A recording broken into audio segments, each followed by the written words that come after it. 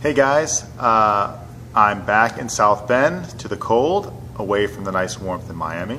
Hooray. But it is awesome to be home and back into the flow here. Today I just wanted to give you guys a little tutorial on hero spells.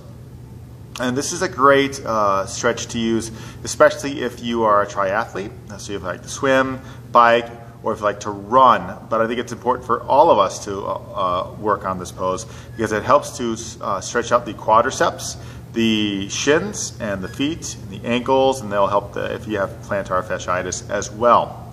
Okay, so you will need a blanket and 2 yoga blocks. If you don't have yoga blocks, get some nice big books to use, maybe some big dictionaries or something like that. All right, so we'll end up starting in a little half split stretch to get those quads warmed up, and then we'll work into hero spells. All right, so let's begin. So we're going to start down on the ground, and this is where you may need your blanket here and your blocks. So we'll have a blanket that will go underneath the left knee. You're going to bring the right leg forward. So if you need that blanket, it's there.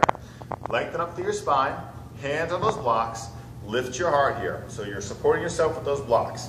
And we'll also make sure that that right knee's above the ankle or a little bit behind it. So lift that chest up. We'll inhale, exhale, lengthen and straighten that right leg. Go ahead and flex the foot and then point your toes too. Inhale, torso comes forward, lift the heart. Exhale, we're going to head on back. Again, we'll flex the foot, keep the spine long, and then point those toes. If your knee bends a little bit on that right leg, it's totally fine.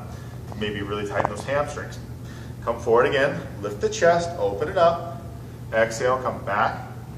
Again, lengthen, straighten that right leg, flex the foot, point the toes, and here in this moment, keep the toes pointed or flex the foot. Do whatever feels best for you. But make sure you're not rounding and your spine collapsing. That's why we have those blocks to slide them back and to support us, okay? So stay nice and long. Do an extra stretch of those hamstrings and even get a little quadricep. You can bend the knee a little bit and hinge from those hips a little bit forward. You may even get to the lower back. Good. And we'll come forward. And we're going to change sides. So you can just step that right leg back, left leg forward, adjust the blanket if you need to. Hands on those blocks, lift the chest up. We'll inhale, exhale, lengthen and straighten left leg. We'll flex the foot, we'll point the toes, we'll come forward. Open the heart, and then exhale. Lengthen, straighten the leg, flex the foot, point the toes.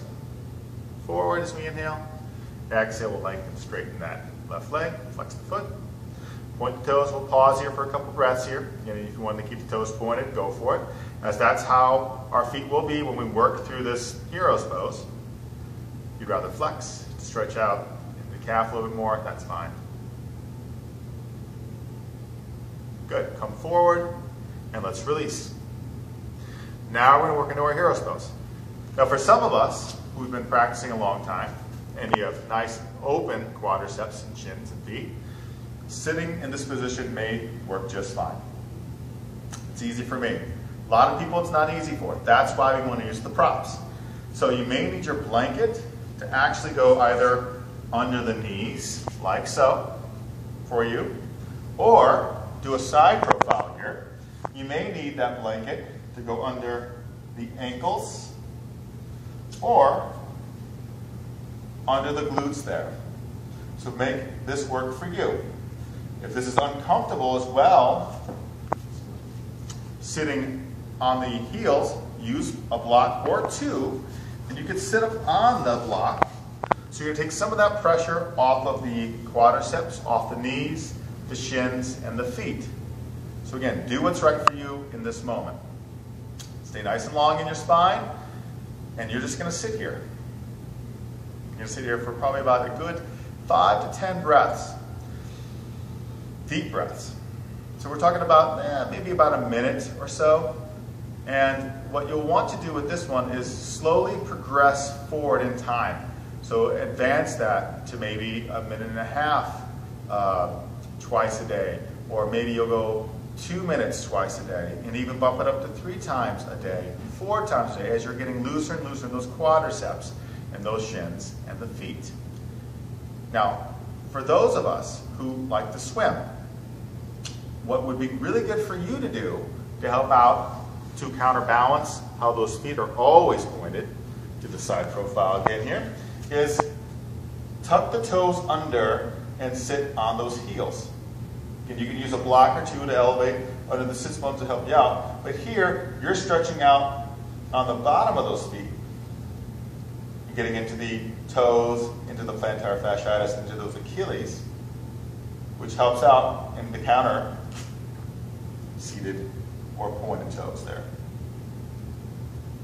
So definitely work both of those angles out. Whether you are more comfortable here or this is not as comfortable, work both sides. That way you can have yourself a nice balanced practice to help stretch out not just the quadriceps and the shins, but you're also stretching out the feet and helping out the plantar fasciitis if you have any of that, or helping out the Achilles.